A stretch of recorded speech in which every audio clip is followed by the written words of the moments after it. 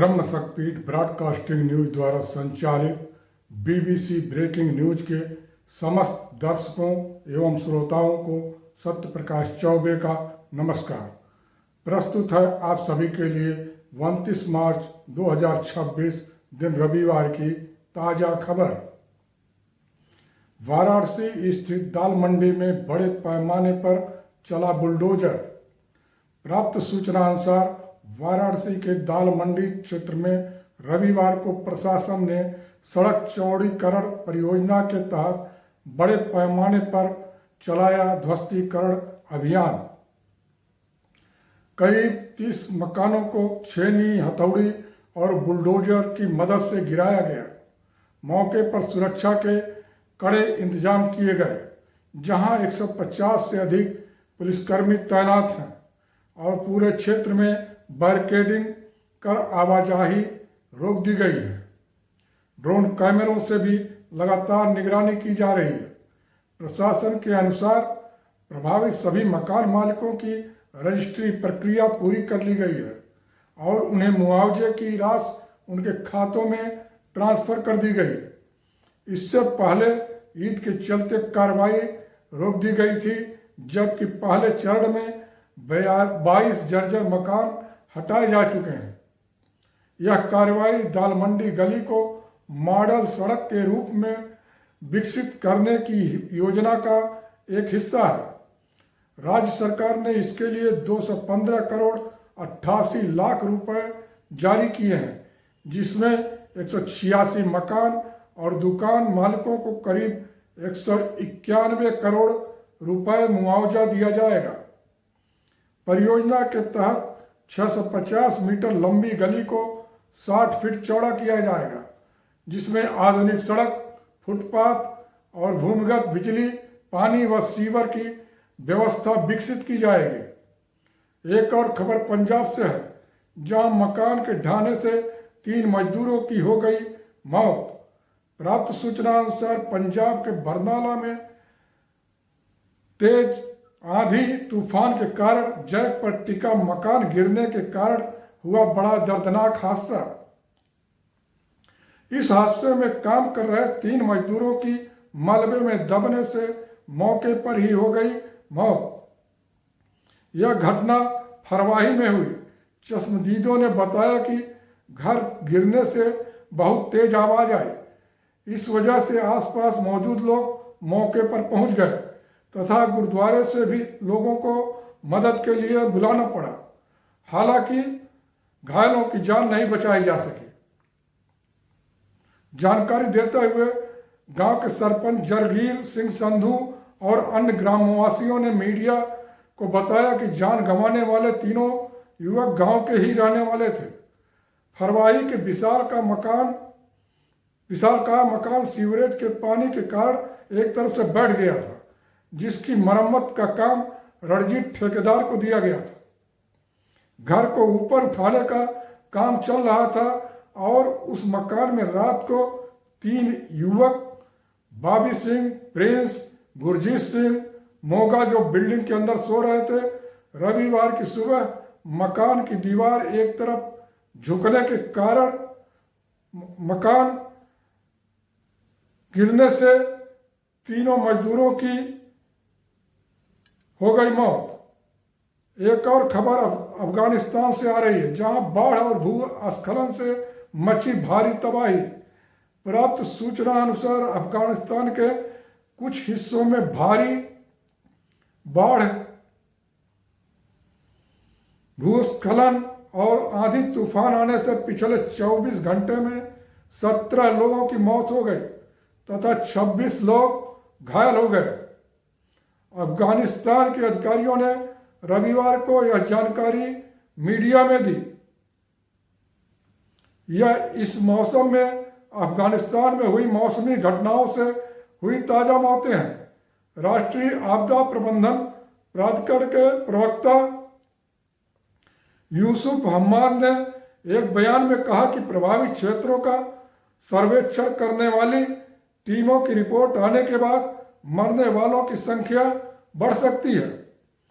देश के 34 प्रांतों में से 13 प्रांत मूसलाधार बारिश और बाढ़ से प्रभावित हुए हैं, जिनमें ज्यादातर पश्चिमी, मध्य और उत्तर पश्चिमी हिस्से में शामिल है।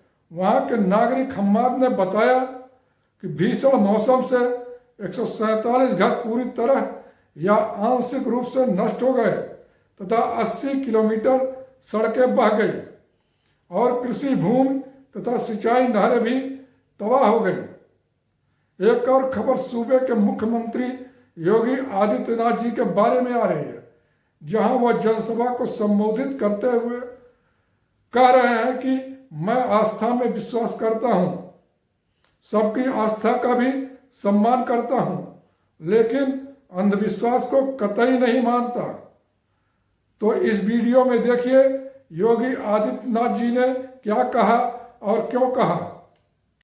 मैं आस्था में विश्वास करता हूं, सबकी आस्था का भी सम्मान करता हूं, लेकिन अंधविश्वास को कतई नहीं मानता, एकदम नहीं मानता। मुझे बोला गया था कि नोएडा नहीं जाना है। मैंने कहा क्यों? कहा वहां सीएम नहीं जाते। तो मैंने कहा क्या नोएडा यूपी से बाहर है? कहा नहीं साहब, ये मान्यता है कि सीएम उतर जाएंगे कुर्सी से। तो हमने कहा भी कुर्सी से तो एक दिन कुर्सी को जाना ही है, तो कुर्सी के मोह में हम क्यों पड़े? मैं जाऊंगा वहां जरूर। और मैं गया था,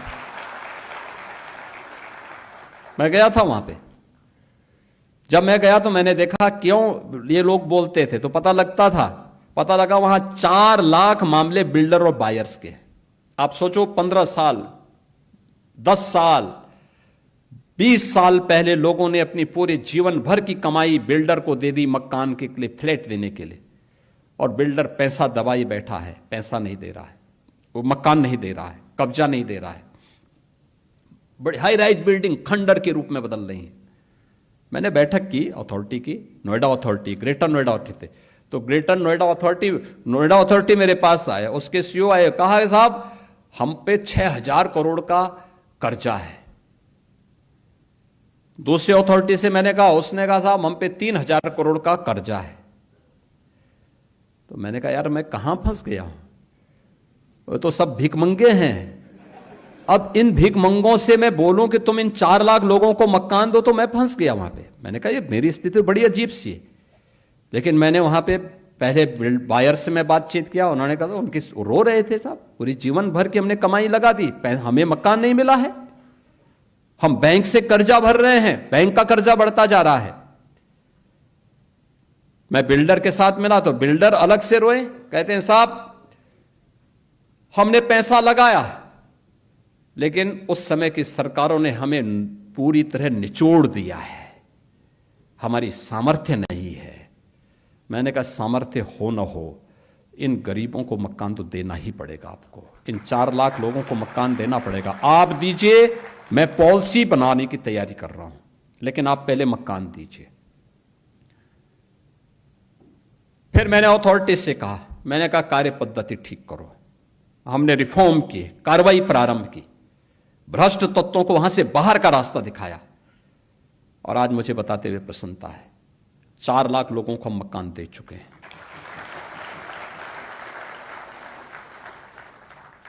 जो अथॉरिटी मेरे सामने कहती थी कि हमारे पास पैसा नहीं, हम तो कर्ज में हैं, आज उसके पास 6000 करोड़ का सरप्लस है।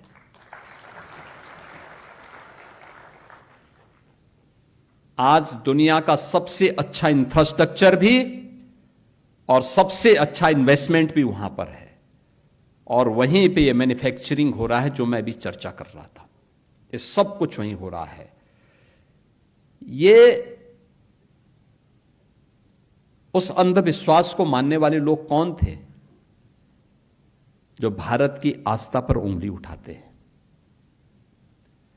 मुख्यमंत्री रहते हुए वहां नहीं गए, लेकिन अपनी विभाजनकारी राजनीति के लिए फिर आज नोएडा पहुंच गए, ग्रेटर नोएडा पहुंच गए।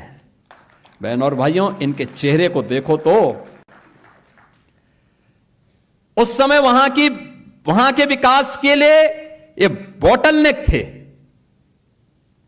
उस समय इन्होंने वहां बाधाएं खड़ी की, बैरियर खड़े किए। आज किस मुंह से विकास की बात करते हैं? अभी तक आप सभी देख व सुन रहे थे सत्य प्रकाश चौबे द्वारा प्रस्तुत 29 मार्च 2026 दिन रविवार की ताजा खबर। अब हम आपसे लेते हैं विदा। कल पुनः हम लेकर आपके सम्मुख प्रस्तुत होंगे 30 मार्च 2026 की सच्ची ताजी खबर। तब तक के लिए नमस्कार, शुभ रात्रि।